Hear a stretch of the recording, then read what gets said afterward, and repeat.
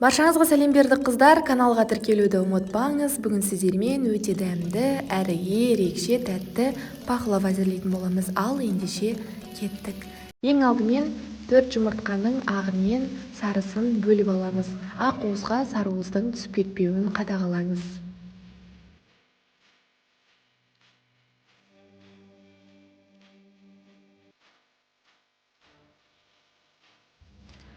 Сары уызға айран қосамыз.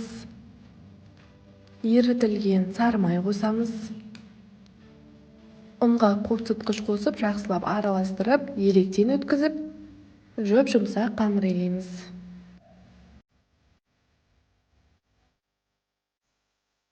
Қамырымызды 5-10 минутқа бетін жауып қойып қоямыз. Енді кезекте ішіне салатын салмасын әзірлейміз. Жұмыртқаның ақ уызына шекерімізді аз-аздан сала отырып, жай жылдамдықпен араластырамыз. Бірден қатты жылдамдықпен араластыруға болмайды. Бірте-бірте жылдамдығын көбейтеміз. Шекерімізді сала отырып, аппақ пена болғанша жақсылап миксерлейтін боламыз.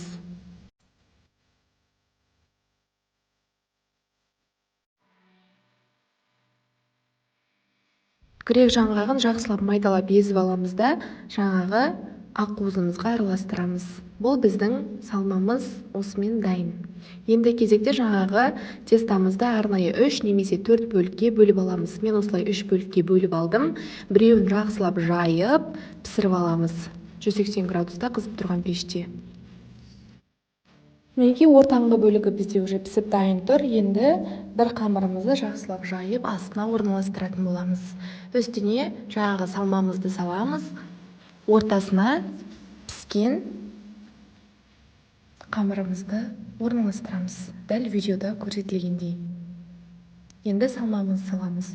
Бетіне жаңағы бір қамырымызды жақсылап жайып, шет-шетін бекітіп, жақсылап жауып шығамыз.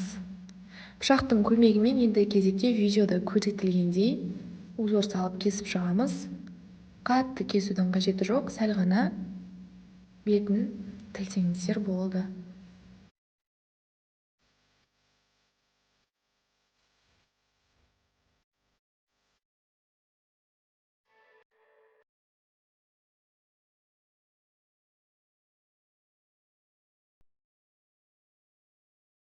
Жұмыртқаның сарысын бетіне жақсылап жағып шығамыз.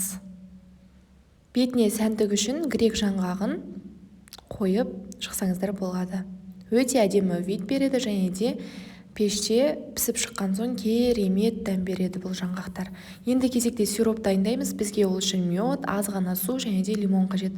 Отқа қойып қыздырып аламыз, сиропымызды құямыз және де духовкаға тағы да 10 минутқа жібереміз. Осымен біздің пақлавамыз дайын қыздар. Міндетті түрде жасап жеп көріңіздер. Өте дәмді. Бір жесеңіздер, дәмі ауыздарыңыздан кетпей қалады. Астарыңыз дәмді болсын. Сіздермен бірге болған Оспан, Диана. Ұнаса лайк басып пікір қалдыруды ұмытпаңыз.